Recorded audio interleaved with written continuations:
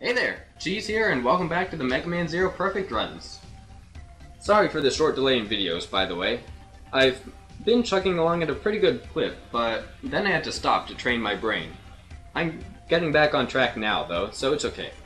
Anyway, instead of railroading myself onto the desert missions, I'm crossing over to take on one in a more developed area.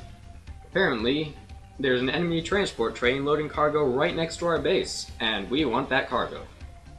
This is an opportunity that we can't pass up, so we gotta get our caboose in gear. The transport train is lying deep within an underground passage. Keep your guard up. So, right off we've got our first glimpse at enemies we'll see all throughout the game. These are Glyeyes. Bats that take 2 shots and have 1 eye, and 2 attack patterns. The first is that lazy wave that drifts towards us, and the second is just lazily drifting towards us directly. Those guns you barely see there are seal cannons.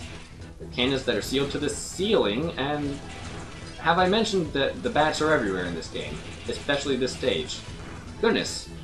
So, that other enemy, that's a Kerberos. They're basically Spikings, except a little tougher and a little smarter. They know how to turn around if you jump over them. Yikes. Okay, so, backing away from that, these wires only hurt on the frayed end. You can jump through them if you want, like, over them, and it's sometimes safer, sometimes not. Take your pick. Speaking of safer, I'm getting out of here.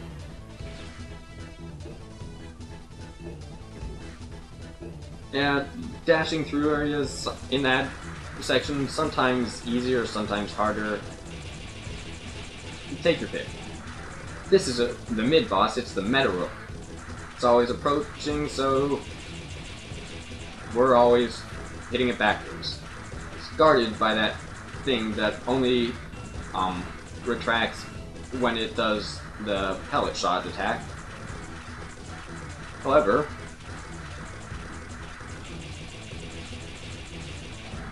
if you shoot its head there, it bends back a little, and if you shoot it with a powerful enough shot, it'll bend back enough that you can shoot the core. Only momentarily, though. And if it uses its flail, you just dodge that by being far enough away, so kinda annoyingly pointless. Come on, stop wasting time. That comes at a premium. And I worked so hard at saying everything I wanted to say inside that you had 2 hits left. You're a jerk. Anyway, that's it for the subway tunnel. We found the train. It's right here. And being held inside is a cyber elf that they took from our base. And they're going to use it. That's terrible. What? Uh-oh. And they're on their way to use it. So, in 3 minutes, the train will get to their base. We've got to stop it by then. These are Pantheon fighters, the new breed. They've got that enormous arm that they can use to block your shots and charge forward, also blocking your shots. But if you get close enough to them, you can kind of shoot right through it and keep them from using it by stunning them. Got some more Pantheon flyers here, still not an issue. Crush rollers, the big purple guys with the enormous mace ball, and ravens that shot missiles at us that home. They swoop across the stage upwards once they've shot, so you want to either get out of the way or destroy them particularly quick. Also, I didn't mention the boss because the boss is the train, and it has a very pathetic flamethrower. I guess it makes up for it with those spikes being instant kill, but why's it gotta be all or nothing? We don't even have to dodge. It does have an X attack though, and this is it. It'll keep the smaller flamethrower active for a while. And Wraith the two pillars on either side of us to try and crush us. Well, not crush us, but keep us still as the flamethrower keeps on reaching. And never quite making it. Poor thing. By the way, if you're dashing on top of one of those pillars, even when it's all the way at the top, you'll just barely be safe. Just make sure you dash off of the pillar before standing up, otherwise you're kind of dead meat. By the way, it's got a second variation on the crushing attack. Just like that, instead of following us. It'll use that after it's low enough on health that it would use its X attack twice. Honestly, it makes the X attack kind of a helpful indication of yikes. There's being safe from the spikes while you're dashing, but goodness, is that ever close. Overall, though, the Pantheon core here, that's its official name, isn't too much of a problem. Mission complete. The mission was a success. And we got that Cyber Elf back. Sweet. Oh, and hey, somehow the Meta Rook didn't waste enough time for us to lose our A rank. That's pretty nice.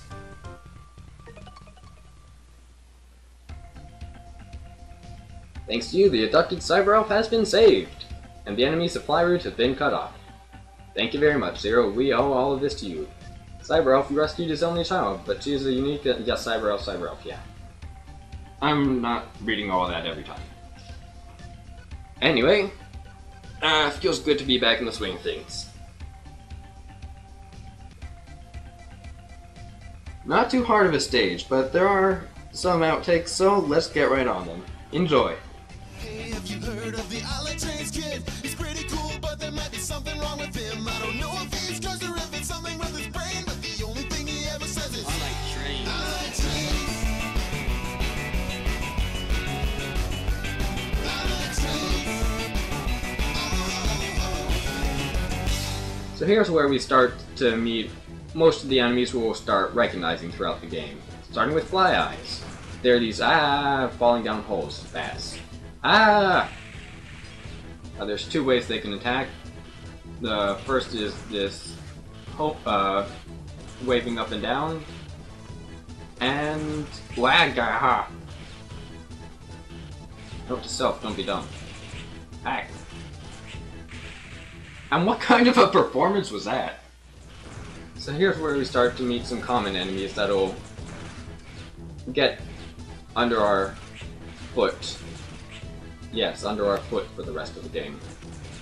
There is a phrase I'm looking for, right? Mindful of these little sparky things. Wires, that's what they're called.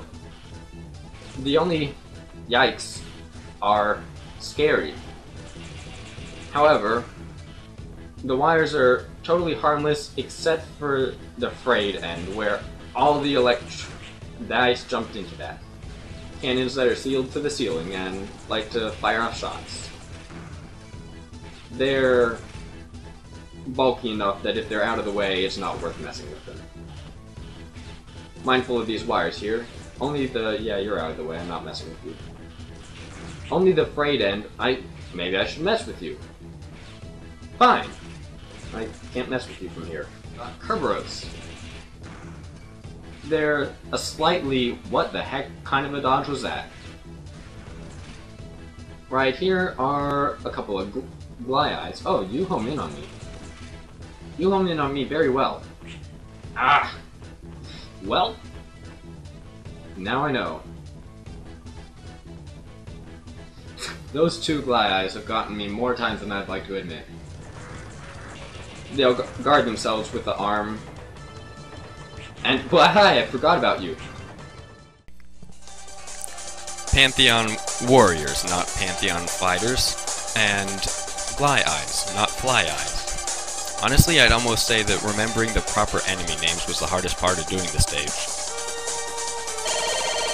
But only almost. I'd give the Pantheon core a 2 out of 10. And that comes entirely from the seal cannons early on. What I said about not being worth bothering with during the outtakes, Yeah, forget I said that. Anytime you can take out a seal cannon, take it out. Taunt raining down from above makes dealing with any obstacle more difficult and more hectic. You'll notice that aside from the very stupid ones, all of my outtakes were caused either directly by a seal cannon or by panicking near a seal cannon and running into something else. After getting past the few seal cannons that I couldn't shoot at though, the stage just got easier and easier. Most of the enemies in the second half of the stage don't even move when they attack you. And against the boss, well, you don't have to move to avoid his attacks half the time. I don't think there's anything else I have to say about that. So, 2 out of 10 for Pantheon Core. I hope you've enjoyed the video, and I hope you'll tune in again. Until next time, this is Cheese. See you later.